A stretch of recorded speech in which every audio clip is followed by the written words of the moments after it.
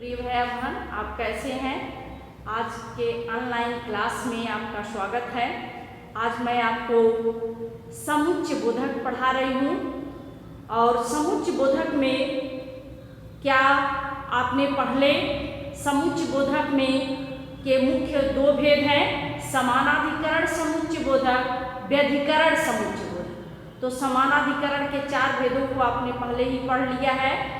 आज व्यधिकरण समुच्चय बोधक जो कल से चल रहा है, तो व्यधिकरण समुच्चय बोधक में पहला है स्वरूपवाचक, दूसरा है कारणवाचक। वाचक का अर्थ होता है बताने वाला, बोध का अर्थ होता है ज्ञान कराने वाला, बताने वाला। उसी तरह से वाचक शब्द का प्रयोग किया जाता है। और तीसरा है आज आपका उद्देश्यवाचक और चौथा है संकेतवाचक।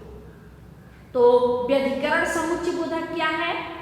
व्यधिकरण समुच्चय बोधक बोलिए ना। व्यधिकरण समुच्चय बोधक जो अव्यय शब्द वाक्य और उपवाक्यों को मुख्य वाक्यों से जोड़ता है, उसको व्यधिकरण समुच्चय बोधक कहते हैं। अब हम आपको उद्देश्यवाचक समुच्चय बोधक पढ़ा रही हूँ। यह व्यधिकरण का उपभेद है। जिस अव्यय से एक वाक्य का उद्देश्य, जिस अव्यय शब्द से, शब्द भी कह सकते हैं, ऐसे भी कह सकते हैं, जिस अव्यय से एक वाक्य का उद्देश्य दूसरे एक वाक्य का उद्देश्य या फल, उद्देश्य या फल यह परिमाण भी होगा, परिणाम। फल का अर्थ होता है परिणाम। जिस अव्यय से एक वाक्य का उद्देश्य या फल दूसरे वाक्य द्वारा प्रकट हो या दूसरे वाक्य द्वारा दर्शाया जाए, लक्षित किया जाए, उसे उद्देश्यवाचक समुच्चय बोधक कहते हैं। जिस अव्यय से एक वाक्य का उद्देश्य या फल दूसरे वाक्य द्वारा प्रकट हो या दिखाया जाए, उसे हम उद्देश्यवाचक समुच्चय बोधक कहते हैं। अब इसमें आप मैं वहां इसलिए गया था ताकि पुस्तक ले आऊं, इसलिए नहीं जोड़ रहा है बच्चों। आप कंफ्यूजन में मत रहिएगा, ये परिमाण दर्शक में आएगा। समानाधिकरण समुच्चय बोधक के परिमाण दर्शक वाले में इसलिए का प्रयोग किया जाता है। सभी शब्द अव्यय का कहाँ कब किसका प्रयोग होता है, उसको मैं आपको क्रमशः भिन्नता के आधार पर बता दी हूँ। अब आप कंफ्यूजन में नहीं रहेंगे, जान लीजिए। तो इसलिए नहीं जोड़ रहा है, जोड़ क्या रहा है? ताकि। क्या जोड़ रहा है? ताकि। और यहाँ क्या है? यह पहला वाक्य है, मैं वहां इसलिए गया था ताकि पुस्तक ले आऊं। उद्देश्य क्या था? दूसरा वाक्य जो है यही उद्देश्य था, पुस्तक लाना। उद्देश्य हो गया, पुस्तक लाना उद्देश्य है। वाचक जो है, मैं के द्वारा वाचक अपने कथन को बता रहा है कि मैं वहां इसलिए गया था। वाक्य पूरा हो गया, मैं वहां इसलिए गया था। अभी लग रहा है कुछ और कहने वाला है, सुनने से लग रहा है ना। तो ताकि पुस्तक ले आऊं, ताकि पुस्तक ले आऊं। अब यहाँ ताकि क्या कर रहा है? यही जोड़ रहा है। ये है बच्चों अव्यय, यही अव्यय। ताकि अव्यय यहाँ है, ताकि पुस्तक ले आऊं। अब दूसरे का फल, ये पहला हो गया। अब इसका क्या उद्देश्य हो गया? वाचक का दूसरे वाक्य पर पड़ा ना। यहाँ जैसे कह रहे हैं, जिस अव्यय से एक वाक्य का उद्देश्य या फल जब दूसरे वाक्य पर, देखिए यहाँ दूसरा लिखा है, दूसरे वाक्य द्वारा। अब दूसरे वाक्य द्वारा प्रकट हुआ ना, दूसरे वाक्य द्वारा वाचक के द्वारा प्रकट किया जा रहा है कि इसलिए गया था ताकि पुस्तक ले आऊं। पुस्तक ले आना क्या था? बोलिए, पुस्तक लाना उद्देश्य था बच्चों। अब यहाँ स्पष्ट हो गया, वाचक का उद्देश्य था वहां केवल जाने का नहीं था, बल्कि वहां से पुस्तक ले आने का था। दीपक इसलिए नहीं आया कि ताकि उसका अपमान न हो, नहीं आया। अब यहाँ की जोड़ रही है, ये हो गया पहला वाक्य, या हो गया दूसरा।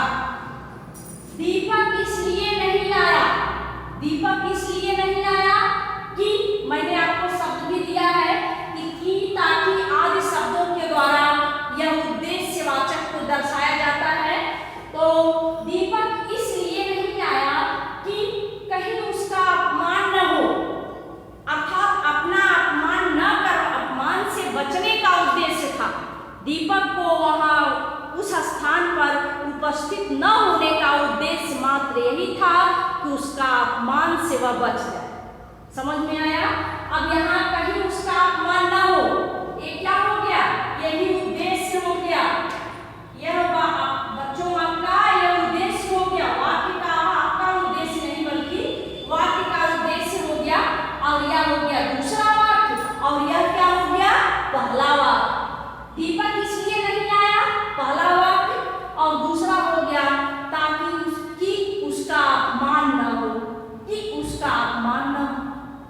तो यहाँ आपको कंफ्यूजन अपना दूर कर लीजिएगा।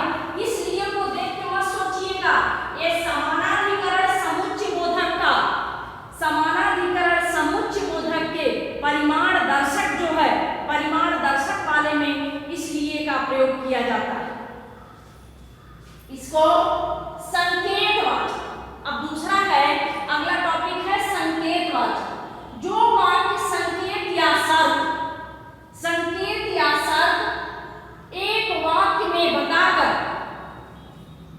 जो वाक्य या जो अव्यय भी कर सकते हैं, जो अव्यय, अव्यय भी इसको हम कर सकते हैं, जो अव्यय संकेत या शर्त एक वाक्य में बताकर दूसरे वाक्य में उसका फल संकेतित करे। इसका अर्थ होता है बच्चों इशारा।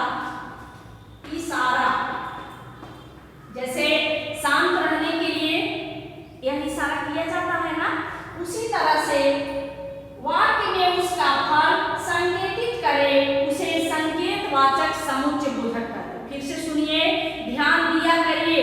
जब भी आप वीडियो देखते हैं तो ध्यान से सुना करिए, नहीं समझ में आता है तो फिर से देखा करिए।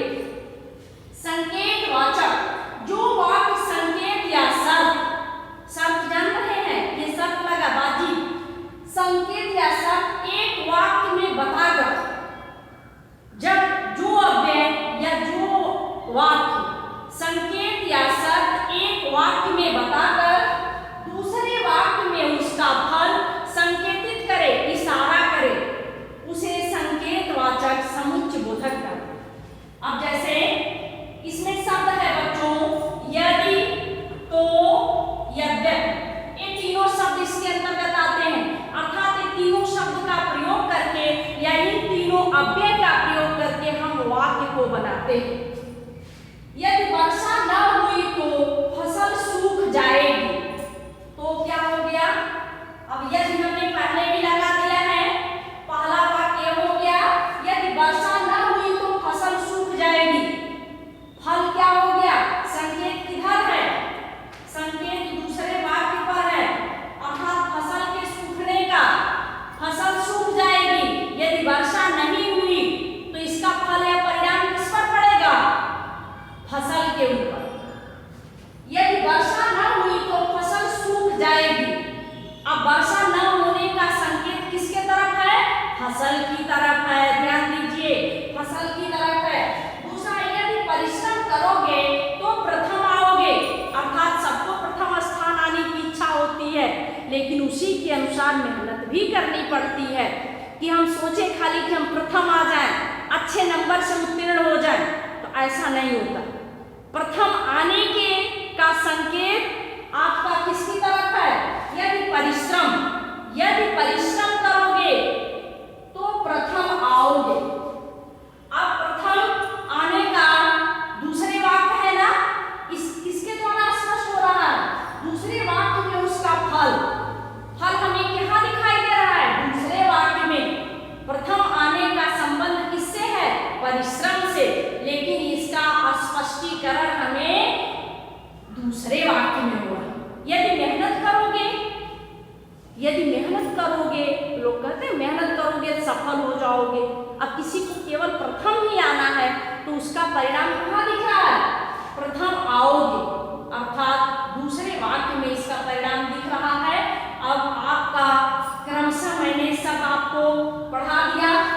समानाधिकरण समुच्चय बोधक, व्यधिकरण समुच्चय बोधक, अब इसके उदाहरण भी दे दी, परिभाषा भी आप लिखे हैं, नहीं लिखे हैं तो वीडियो को देख के कॉपी में सब लिखा करिए और क्रम से उसको स्वच्छ सुलेख में लिख के याद भी किया करिए। आपका पाठ्यक्रम पढ़ाया जा रहा है। तो इसमें अभ्यास प्रश्न है, अभ्यास प्रश्न आप अपनी कॉपी में इसे अवश्य नोट करेंगे। समुच्चय बोधक, बोधक किसे कहते हैं?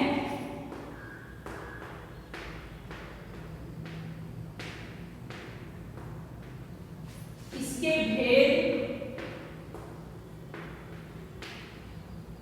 इसके भेदों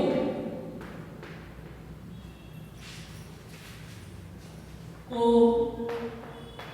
स्पष्ट कीजिए, लिखना है आपको। दूसरा है समानाधिकरण, प्रश्न संख्या 2, समानाधिकरण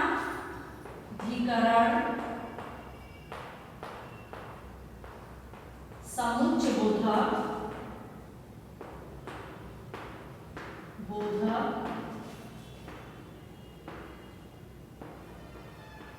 के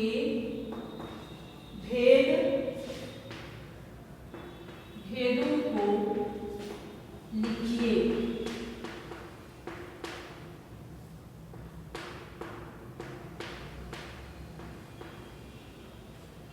ठीक है, आपका तीसरा प्रश्न, प्रश्न संख्या 3, व्यधिकरण समुच्चय बोधक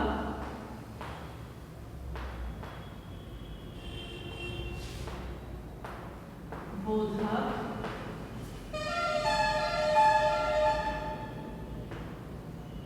व्यधिकरण समुच्चय बोधक के